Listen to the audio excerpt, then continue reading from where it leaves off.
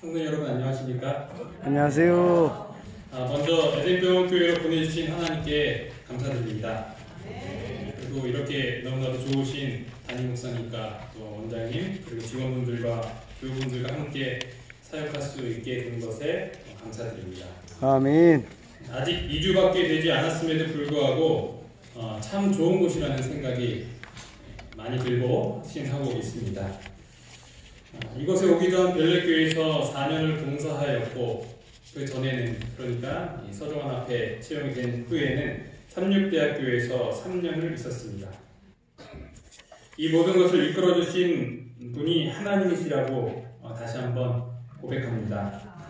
그래서 오늘 이 첫 설교도 에베네셀이라는 제목으로 말씀을 준비를 하였습니다. 오늘 아침에 오시느라 많이 힘드셨죠?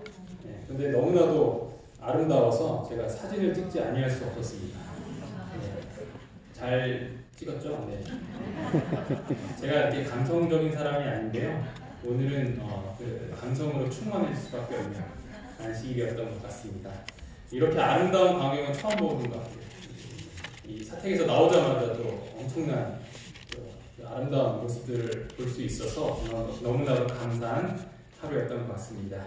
오늘 하나님께 주신 이 멋있는 아주 아름다운 선물을 마음껏 만끽하시면서 이 안식일을 보내기를 간절히 바랍니다. 본문의 말씀 이렇게 읽어보도록 하겠습니다. 사무엘상 7장 10절로 12절에 있는 말씀입니다. 사무엘이 번제를 드릴 때 블레셋 사람이 이스라엘과 싸우려고 가까이 오매 그날에 여호와께서 블레셋 사람에게 큰 우레를 발하여 그들을 어지럽게 하시니 그들이 이스라엘 앞에 패한지라. 이스라엘 사람들이 미스바에서 나가서 블레셋 사람들을 추격하여 뱃갈 아래에 이르기까지 쳤더라. 사무엘이 돌을 취하여 미스바와 센 사이에 세워 이르되 여호와께서 여기까지 우리를 도우셨다 하고 그 이름을 에벤에셀이라 하니라. 아멘. 엘리 제사장은 그의 자녀 홈리와 비느하스를 잘못 교육시켜서 덧개까지 블레셋에게 빼앗기고 또 그 충격으로 넘어져서 목이 부러져 죽임을 당하기까지 합니다. 하나님께서는 사무엘을 부르시고 그를 이스라엘의 새로운 지도자로 세우십니다. 이스라엘 백성들은 하나님을 떠나 우상 숭배에 빠지게 되었습니다. 그들을 향한 하나님의 보호하심이 떠나게 되었고 오랜 시간 동안 이 블레셋 사람들로부터 큰 압제를 당하게 됩니다. 그래서 결국에 그들은 하나님을 찾게 됩니다. 사무엘은 그들에게 이렇게 이야기를 합니다. 사무엘이 이스라엘 온 족속에게 일러 가로되 너희가 전심으로 여호와께 돌아오려거든 이방 신들과 아스다롯을 너희 중에 제하고 너희 마음을 여호와께로 향하여 그만 섬기라. 너희를 블레셋 사람의 손에서 건져내시리라. 이에 이스라엘 자손이 바알들과 아스다롯을 제하고 여호와만 섬기니라. 이스라엘은 구원을 위하여서 진정으로 회개하게 되고 죄에서 돌이켜 신앙의 부흥을 경험하는 것까지 이르게 되는 것입니다. 사무엘이 가로되 온 이스라엘은 미스바로 모이라. 내가 너희를 위하여 여호와께 기도하리라 하매 그들이 미스바에 모여 물을 길어 여호와 앞에 붓고 그날에 금식하고 거기서 가로되 우리가 여호와께 범죄하였나이다 하니라. 사무엘이 미스바에서 이스라엘 자손을 다스리니라. 그들은 미스바에 모여서 함께 금식하면서 그들의 죄를 자복합니다. 함께 기도하며 지금의 블레셋부터 그 압제에서 구원받기를 간절히 소망하게 됩니다. 이때 이스라엘 백성들이 모였다는 소식을 듣고 블레셋 백성이 그들을 치러 올라옵니다. 이스라엘 자손이 미스바에 모였다 함을 블레셋 사람이 듣고 그 방백들이 이스라엘을 치러 올라오니라. 블레셋 사람들은 이스라엘 백성들이 모인 것이 전쟁을 일으키기 위함이었다라고 오해를 하였습니다. 그래서 그들을 치기 위하여서 올라온 것입니다. 이스라엘 백성들은 기도하러 왔기 때문에 완전히 무방비 상태였습니다. 그들은 무기도 없었고 어떠한 전략들도 없었습니다.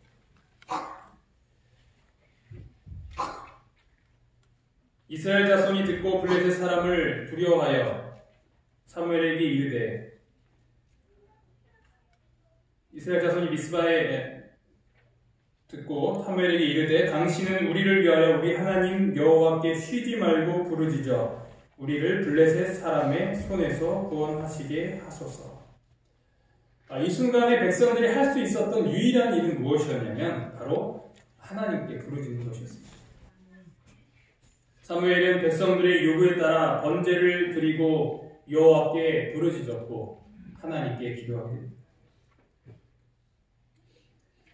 사무엘이 젖먹는 어린 양을 취하여 온전한 번제를 여호와께 드리고 이스라엘을 위하여 여호와께 부르짖으며 여호와께서 응답하셨다. 사무엘이 번제를 드릴 때 블레셋 사람이 이스라엘과 싸우려고 가까이 오매 그날에 여호와께서 블레셋 사람에게 큰 우레를 달하여 그들을 어지럽게 하시니 그들이 이스라엘 앞에 패한지라. 이것은 철저한 하나님의 도우심이었습니다. 그것을 절대로 부정할 수 없는 상황이었습니다.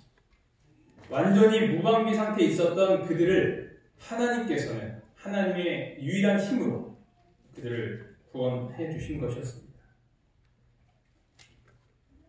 사무엘이 돌을 취하여 미스바와 센 사이에 세워 가로되 여호와께서 여기까지 우리를 도우셨다 하고 그 이름을 에베네셀이라 하니라. 아멘. 여호와께서 여기까지 우리를 도우셨다. 에베네셀은 문자적으로 도움의 돌입니다. 도움의 돌. 그들이 한 것은 아무것도 없었습니다. 오직 하나님의 도우심으로 그들은 블레셋으로부터 구원을 받을 수 있었습니다. 하나님이 도우셨기 때문에 그들은 패할 수밖에 없는 그 전쟁에서 승리를 얻을 수 있었던 것입니다. 그들이 한 것은 아무것도 없었습니다. 여호와를 사모하였고 사무엘의 지도 아래 모두 함께 미스바에 모여서 자신들의 죄를 자복했던 것입니다. 그리고 그들이 하나님의 이름을 부르짖었을 때 하나님이 다 해결해 주셨던 것입니다. 전쟁이 일어났는데 내 손에 아무런 무기가 없을 때 하나님을 부르시기 바랍니다. 그분께서 승리를 주실 것입니다. 내가 할 수 있는 일이 없다는 것을 발견할 때 하나님께 기도하시기 바랍니다. 아멘. 그분께서 응답해 주실 것입니다. 우리가 바라는 것을 하나님께 매달려 간절히 구할 때 그분께서 우리에게 도움을 주실 것입니다. 그런데 우리는 왜 꼭 이렇게 극한 상황이 되어서야 하나님을 부르짖을까요? 내가 할 수 있는 일은 다 해본 다음에 스스로 해결할 수 없을 때가 되어서야 왜 하나님께 기도할까요? 무기를 들고 있어도 실력이 월등하여도 충분히 승산이 있어 보여도 우리는 먼저 하나님께 무릎을 꿇어야 하는 것입니다. 아마도 우리가 그렇게 하지 않기 때문에 그렇게 할 수밖에 없는 상황들을 우리에게 주셔서 그렇게 하시도록 하시는 것 같습니다. 그래야 우리가 하나님을 의지하는 삶을 조금이라도 살 수 있기 때문입니다. 그것이 살 수 있는 방법이기 때문에 하나님께서는 우리를 그렇게 인도하시는 것 같습니다. 아멘. 매일 매 순간을 어떤 상황과 상관없이 가장 먼저 하나님께 구하는 저와 여러분이 되기를 간절히 바랍니다. 아멘. 사무엘은 왜 이 돌을 세웠을까요? 왜 도움의 돌 에베네셀을 세웠을까요? 성경에 보면 특별한 경험을 한 뒤에 이렇게 돌을 세우고 단을 세우고 이런 예식을 세우는 것을 확인할 수 있습니다. 먼저 출애굽기 12장에 보면 모세가 이르되 너희는 어린 양을 택하여 유월절 양을 잡고 이 예식을 지킬 것이라 기록하고 있습니다. 이후에 너희의 자녀가 묻기를 이 예식이 무슨 뜻이냐 하거든 너희는 이르기를 이는 여호와의 유월절 제사라. 여호와께서 애굽 사람에게 재앙을 내리실 때에 애굽에 있는 이스라엘 자손의 집을 넘으사 우리의 집을 구원하셨느니라 하라. 유월절을 지키는 이유는 애굽에서 구원하여 주신 하나님의 은혜를 기억하고 그것을 자손들에게 알려주기 위함이다라는 것이죠. 이것이 어떤 그냥 형식적인 것이 아니라 단순한 행사가 아니라 그들이 하나님을 기억하기 위함이었다는 것입니다. 여호수아 4장에 보면 이 길갈에 12돌을 세우는 것을 확인할 수 있습니다. 여호수아가 요단에서 가져온 그 12돌을 길갈에 세우고 이스라엘 자손들에게 말하여 이르되 후일에 너희의 자손들이 내 아버지에게 묻기를 이 돌들은 무슨 뜻이니까 하거든. 너희는 너희의 자손들에게 알게 하여 이르기를 이스라엘이 마른 땅을 밟고 이 요단을 건넜습니다. 너희 하나님 여호와께서 요단물을 너희 앞에서 마르게 하사 너희를 건너오게 하신 것이 너희의 하나님 여호와께서 우리 앞에 홍해를 말리시고 우리를 건너게 하신과 같았나니 이는 땅의 모든 백성에게 여호와의 손이 강하신 것을 알게 하며 너희가 너희의 하나님 여호와를 항상 경외하게 하려 하심이라. 여호수아가 이스라엘 백성들을 이끌고 여리고성을 무너뜨리기 위하여 나아갈 때 요단강을 건너게 됩니다. 언약궤를 맨 제사장들이 요단강을 밟자 그 물이 흘러가지 않고 이렇게 쌓여서 그들은 그런 기적을 경험을 하게 되었습니다. 그들은 역시 이 사건을 기억하기 위해서 이 돌들을 세웠고 그의 자손들에게 그 내용들을 친히 알려줘야 했던 것입니다. 안식일도 마찬가지입니다. 안식일을 기억하여 거룩히 지키는 이유는 우리가 창조주 하나님을 기억하기 위함이라는 것이죠. 안식일을 기억하여 거룩히 지키라. 엿새 동안에 힘써 내 모든 일을 행할 것이나 일곱째 날은 내 하나님 여호와의 안식인즉 아무 일도 하지 말라. 이는 엿새 동안에 나 여호와가 하늘과 땅과 바다와 그 가운데 모든 것을 만들고 일곱째 날에 쉬었습니다. 안식일을 지키는 이유, 이는이라고 이야기하는 것입니다. 왜냐하면 누구를 기억하기 위함이라는 거예요. 창조주 하나님을 기억하기 위함입니다. 그래서 우리가 안식일에 올 때 어떤 마음으로 와야 되냐면 이 모든 것을 창조하신 하나님을 기억하고 예배하기 위함이다라는 것을 항상 기억을 해야 한다는 것입니다. 아멘. 세상 사람들은 이 아름다운 광경을 보면서 와 너무 이쁘다 하면서 사진을 찍고 이렇게 SNS에 올리고 이런 데 바쁠 때 우리는 무엇을 해야 되는 거예요? 하나님이 이 모든 것들을 나를 위해서 주셨구나. 이 모든 만물을 만드신 분이 우리 창조주 하나님이시구나. 우리가 오늘 이 예배하는 날 이 기쁜 모든 것 아름다운 것을 주신 하나님께 영광을 돌려야겠구나라는 생각을 해야 한다는 것입니다. 아멘. 따라서 안식을 잊는다는 것은 창조주 하나님을 잊는다는 것과 같은 말인 것입니다. 우리는 우리의 자녀들에게 이 안식일의 정신을 잘 물려줘야 하는 것입니다. 그러나 언제부턴가 이 안식일의 정신이 무너지기 시작하였습니다. 예전에는 강요라는 그런 이유로 인하여서 그것을 탈피하기 위한 어떤 자유로운 안식일을 누리는 것들을 보게 되는데 그것까지는 어떻게 이야기할 수는 없겠지만 정신까지도 우리가 안식일로부터 자유로워진다면 그것은 사단이 원하는 것이고 하나님이 바라시는 것이 아니라는 것을 반드시 기억을 해야 할 것입니다.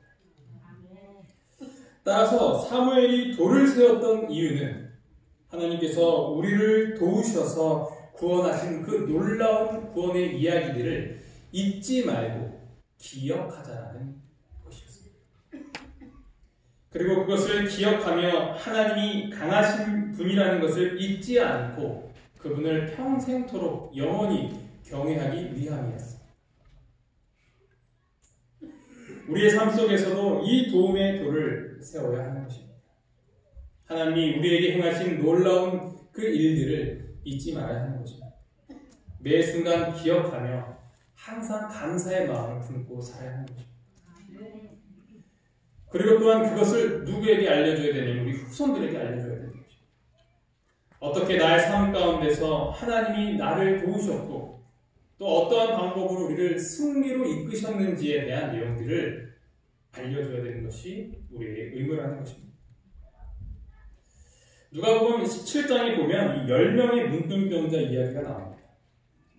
그들은 소리를 높여 소리치면서 우리를 불쌍히 여기소서라고. 그런데 그중 몇 명만 예수님께 와서 감사를 표현했죠? 한 명만. 그는 사마리아 사람이라고 기록을 하고 있습니다. 아마 다른 9명은 유대인 출신이었던 것 같아요. 그래서 그들은 아브라함의 자손들로서 자신들이 마땅히 고침을 받을 자라고 여겼던 것 같습니다. 그러나 이 사마리아인은 그렇게 생각하지 않습니다. 큰 소리로 하나님께 영광을 돌리며 예수님의 발 아래에 앉아서 예수님께 감사의 영광을 돌립니다. 그는 자신이 그러한 치유함을 받을 자격이 없다고 생각하였고 기쁨이 충만해 있었습니다. 그리고 예수님께서 자신을 고쳐주셨다는 그 사실을 잊지 않고 기억하고 있었던 것입니다. 예수께서 대답하여 이르시되 10사람이 다 깨끗함을 받지 않으느냐 그 아복은 어디 있느냐. 이 이방인 외에는 하나님께 영광을 돌리러 돌아온 자가 없느냐 하시고 그에게 이르시되 일어나 가라 내 믿음이 너를 구원하였느니라 하시더라. 아멘. 그 아홉은 어디 있느냐? 그 아홉은 어디 있느냐? 이것이 예수님께서 그 한 명에게 하셨던 말씀이었습니다. 그 말씀 가운데서는 한탄과 아쉬움이 있었던 것입니다.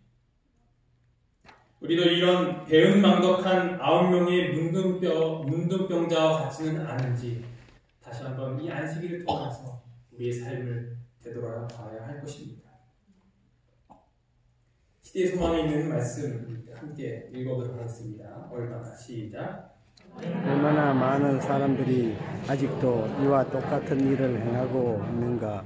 주께서 인류에게 이익을 끼치기 위하여 끊임없이 가신다. 그는 늘 당신의 은사를 제공하시고 계신다. 그는 병상에서 신음하신 병자를 지키시며 그들이 보지 못하는 병에서 구하시고 하늘의 천사들에게 던지시고 흑암 중에 행하는 명병과 백주에 있는 밤에서 호화로 공부하지만 그들의 마음은 감명받지 않는다. 주께서는 그들을 구원하시기 위하여 하늘의 모든 부여하심을 주셨건만 그들은 주의 크신 사랑에 무관심하다. 배은망덕으로 말미암아 그들은 하나님의 은혜에 대하여 마음을 닫는다.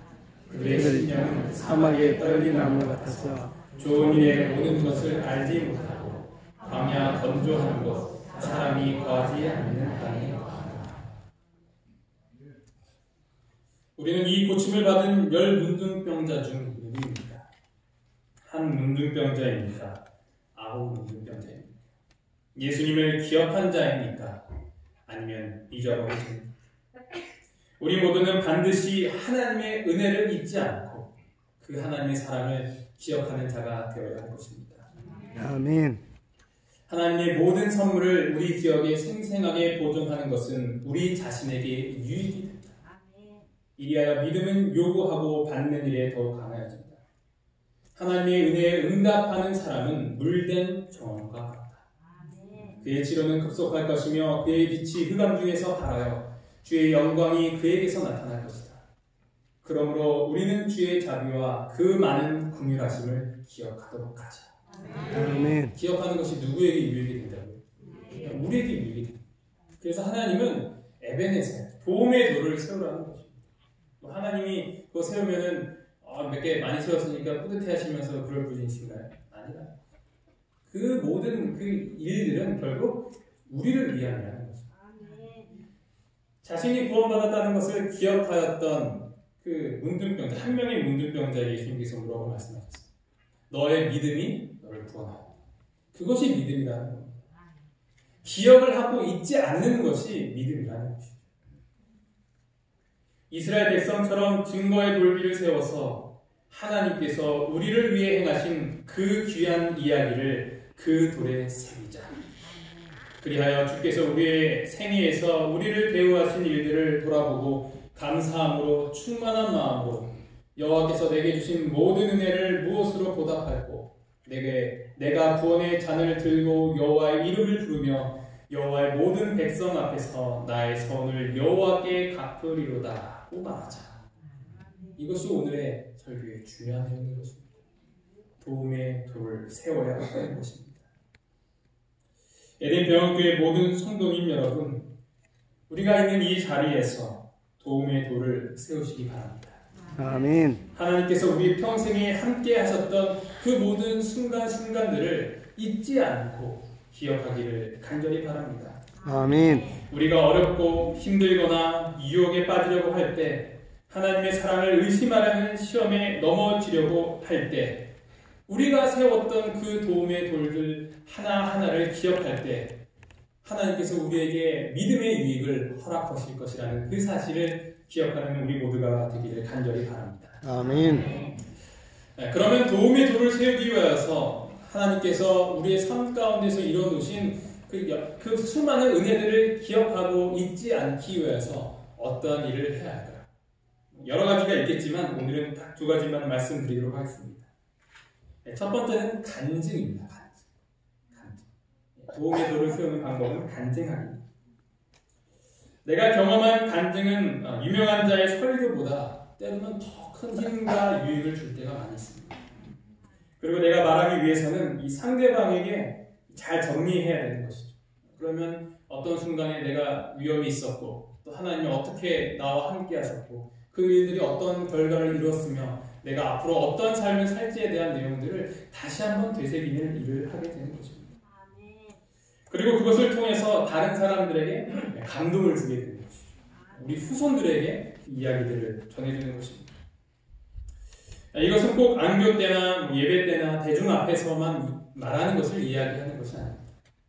소그룹에서 가까운 사람에게, 또 가족에게, 또는 인터넷에, 혹은 같은 병실에 있는 우리 환우들에게 이야기하는 것 또한 포함이 되는 것입니다.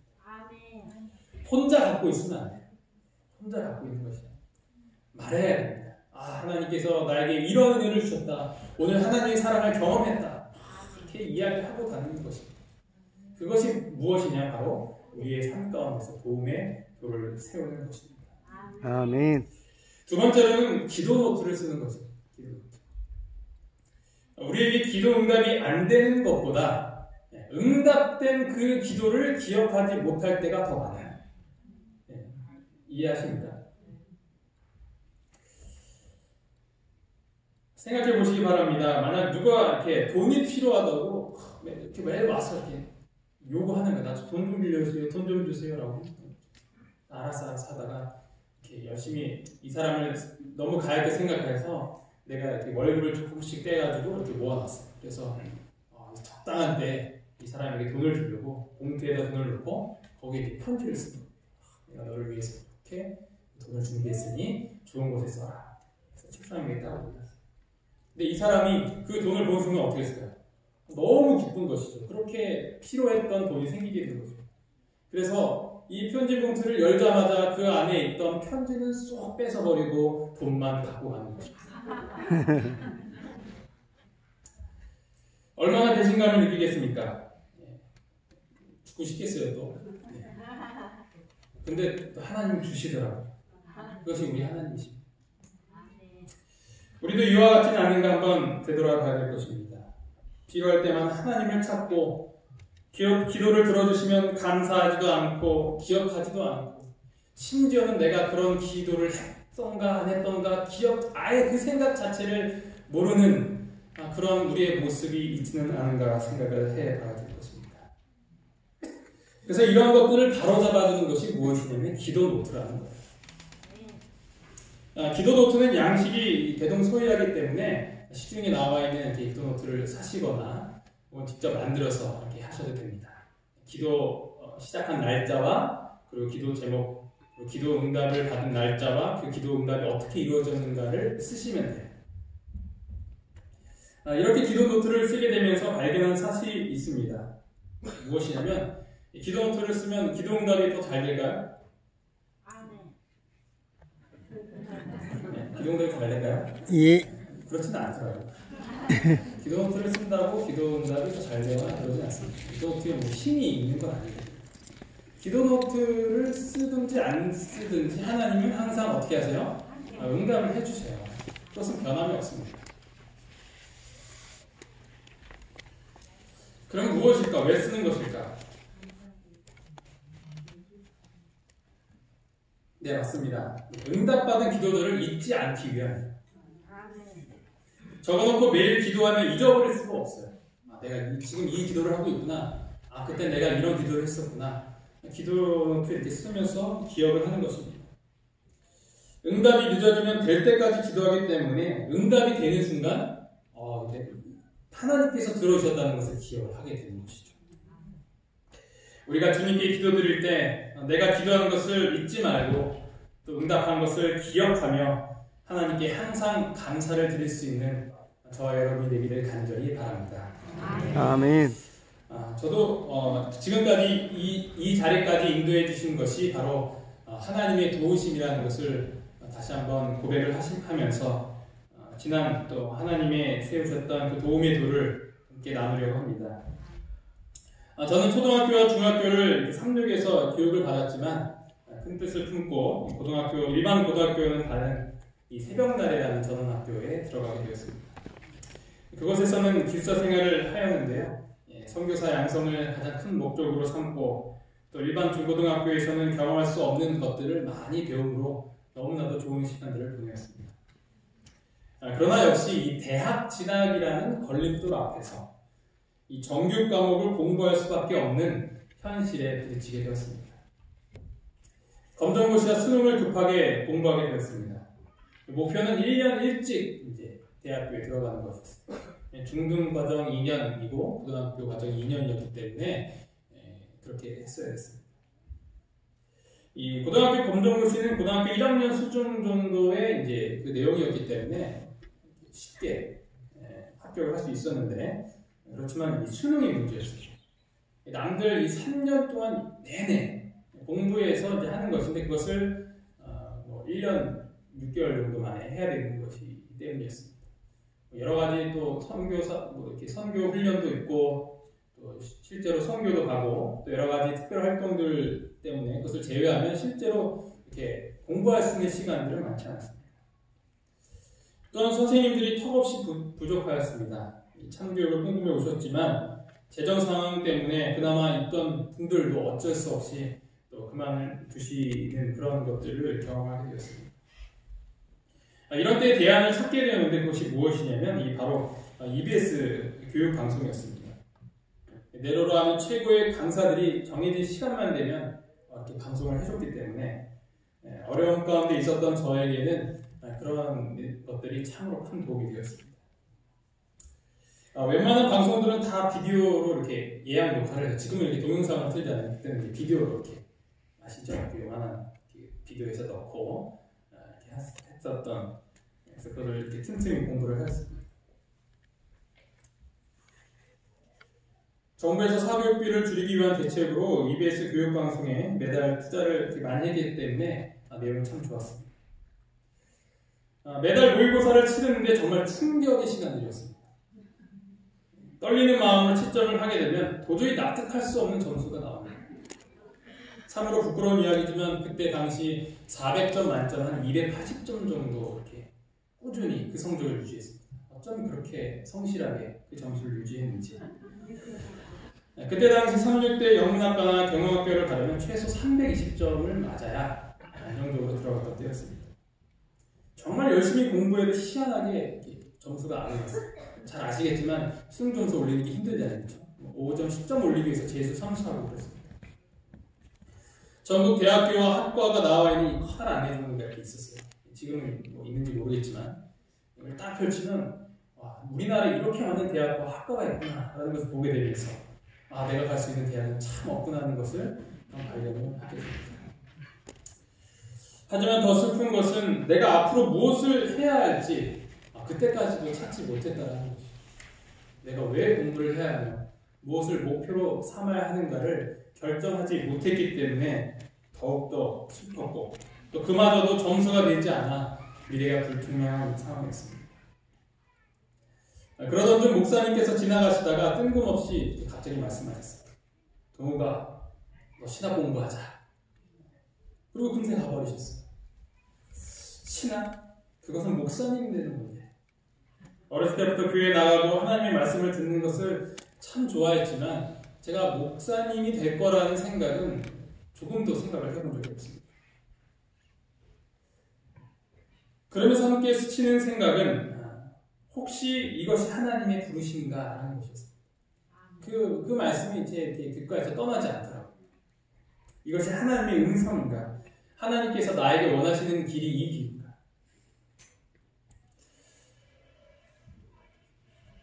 사실 그 길은 그렇게 마음 내키는 길이 아니었습니다. 그것이 하나님의 뜻이 아니기를 은근히 바랐습니다. 그러나 그것이 분명한 하나님의 부르심이라면 가야겠다라는 생각이 들게 됐습니다. 그래서 기도하면서 신학과를 가는 조건을 한 가지 내버렸어요. 그것은 무엇이냐면 하나님 신학과를 갈 수 있게 해주시면 가겠습니다. 보내주시면 가겠다는 것이죠. 갈 수 있는 성적을 주시면, 점수를 주시면 가겠다는 것이죠. 평소 받는 제 모의고사 성적으로는 그때 당시 신학과를 들어가는 것이 힘들었습니다. 지금이야 이렇게 수시도 있고 그런 좋은 제도들이 많이 있지만 그때 당시에는 이 재수 3수에서 신학과에 들어오고 했어요. 그런 때 지금은 좀 아니죠. 좀 슬픈 일이긴 하지만 그때는 그랬습니다. 그래서 전체 수석하시는 분이 신학과에 들어오시고 그런 때였어요. 그때 당시 저희의 이 모의고사 성적에서 적어도 20, 30점은 높여야 합격할 수 있는 그런 상황이었습니다. 그러나 이미 몇 개월 동안 해본 결과 저에게 있어서는 그것이 불가능하다는 것을 결론을 내리게 되었습니다. 시간도 부족하였습니다. 그런 상황에서 신학과를 들어가는 것은 거의 기적에 가까웠습니다. 시간은 촉박했습니다.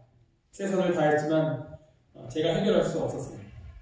도저히 인간의 힘으로는 불가능하다는 것을 발견하게 되었습니다. 재수를 해도 삼수를 해도 결과는 똑같을 것이라는 그 생각까지 하게 되었습니다. 그러나 하나님의 부르심에 합당한 사람이 되기 위하여서 새벽에 일어나서 반드시 먼저 해야 할 것이 있다라는 생각을 하게 되었습니다. 바로 30분, 가장 먼저 일어나서 30분 동안 하나님의 말씀을 읽는 것이었습니다.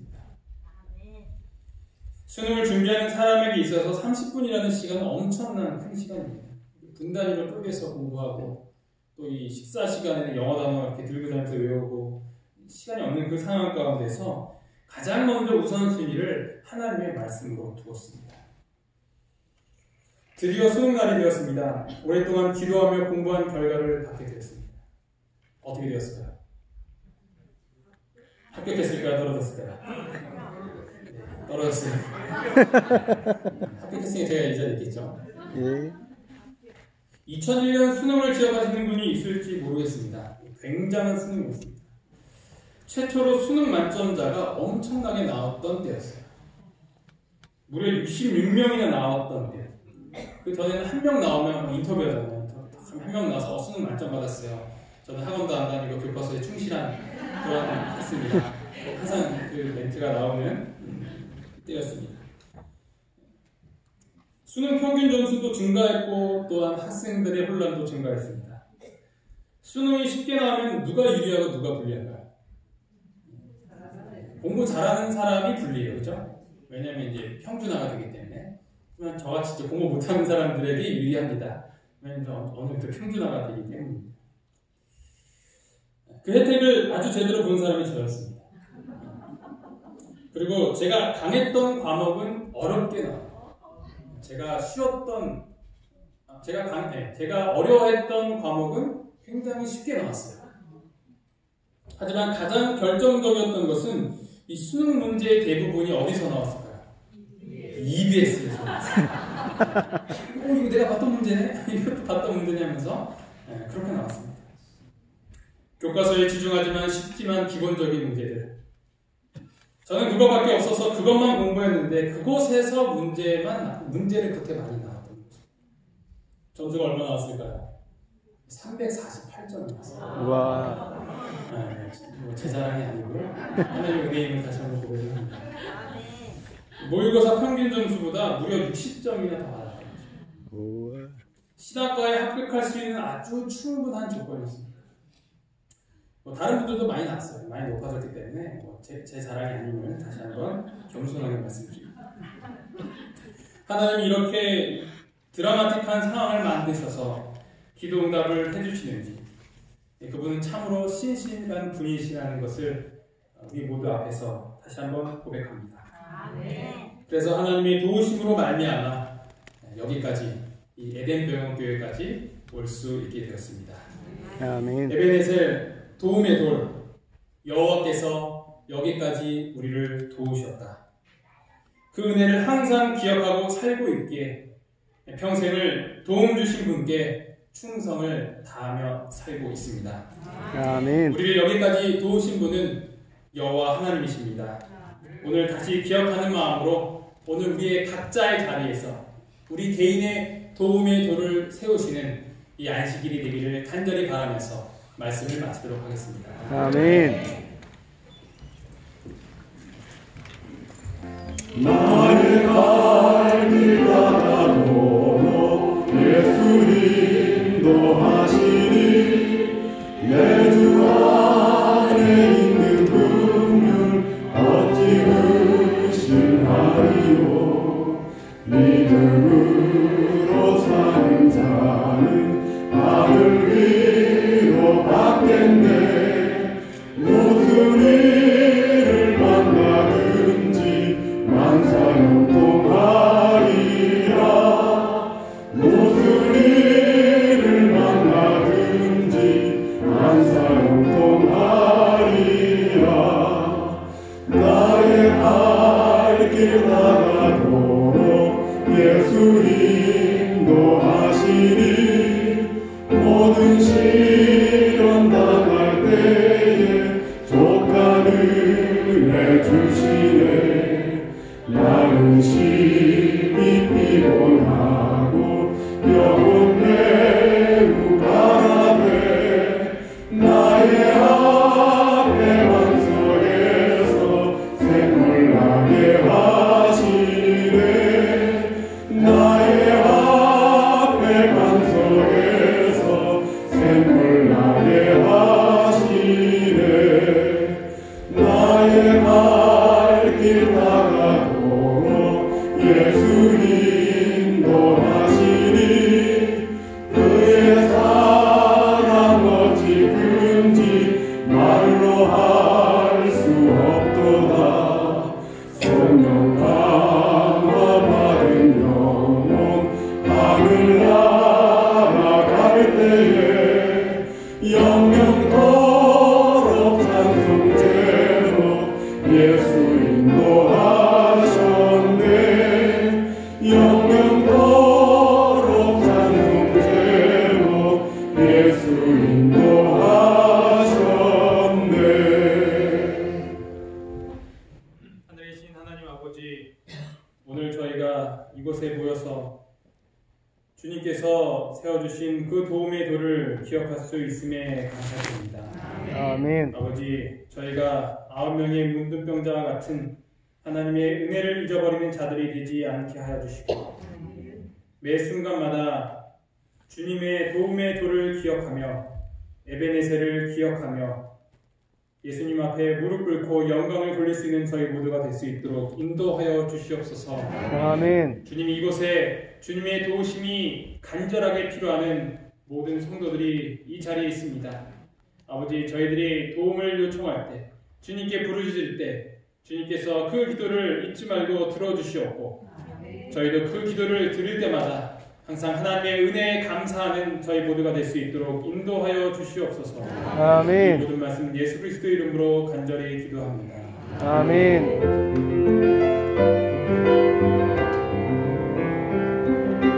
주님 다시 오실 때까지 나는 이 길을 가리라. 좁은 문 좁은 길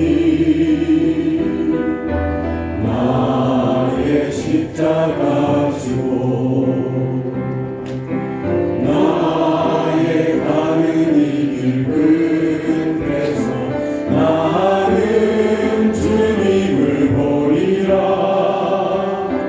영광의 내 주님 나를 맞아주시